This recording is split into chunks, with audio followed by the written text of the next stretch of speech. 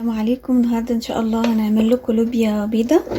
ده قوامها، انا نقعتها طول الليل فبصوا اتنفخت بقى، ده شكلها. هنعملها باللحمه.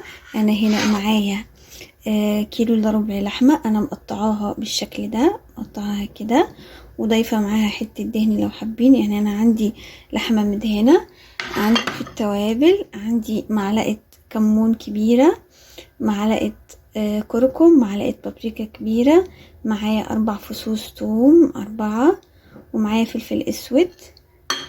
انا هنا معايا زيت زيتون فعامله ربع كوبايه زيت زيتون. وهحتاج خضره، انا هنا عامله كزبره وبقدونس. وهنضيف برضو معلقه صلصه طماطم. وانا هنا معايا هنا يعتبر كيلو طماطم، ده حجمها عامله كيلو طماطم. وعامله بصلتين كبار. انا كل ده هبشره في المبشره في الناحيه دي، هبشره الناحيه دي، هبشره دلوقتي وارجع لكم. تمام كده، بعد ما بشرنا البصل هنقوم منزلين حتة اللحمه بسم الله كلها بالشكل ده. وهنحط زيت زيتون، نحط زيت زيتون بسم الله بالشكل ده.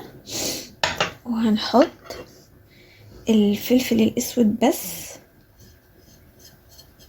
ونسيب التانيين شويه، نقوم حاطينه على النار يتشوح بس كده.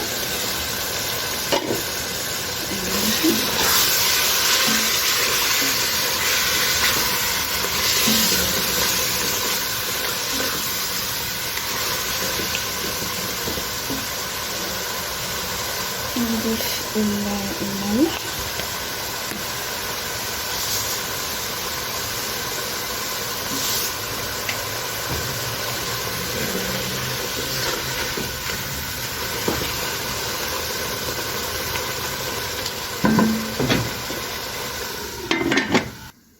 تمام. هنضيف معلقة الثوم اللي هرسناها ونقلبها حلوة لغاية ما تتشرب. أول ما نشم ريحة الثوم نضيف باقي الحاجات شوية.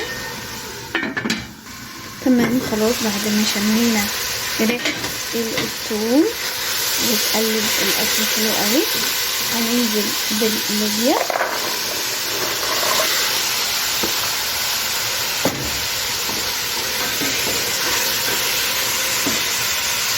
هننزل بالطماطم المبشورة اللي احنا بشرناها مع بعض.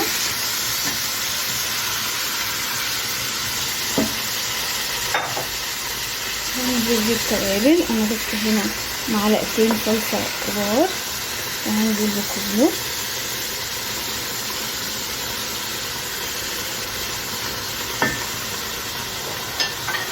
هنزل بالخضرة كزبرة والبقدونس. هزود شوية زيت زيتون،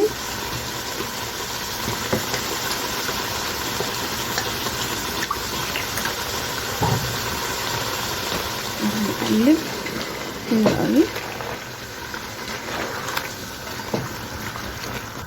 نزود شوية ملح، نظبط الملح بتاعنا بعد ما قلبناها، نزود بس رشة ملح. تمام بالشكل ده. ههدي النار وهغطيها، ومش هضيف لا ميه ولا اي حاجه، اسيبها تتشوح على نار هاديه خالص. بصوا شكلها بعد ما غليت.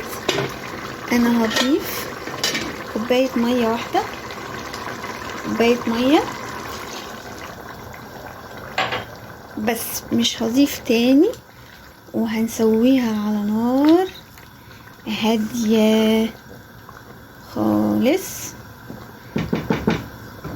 هنسيبها براحتها خالص، مش هنفتح عليها.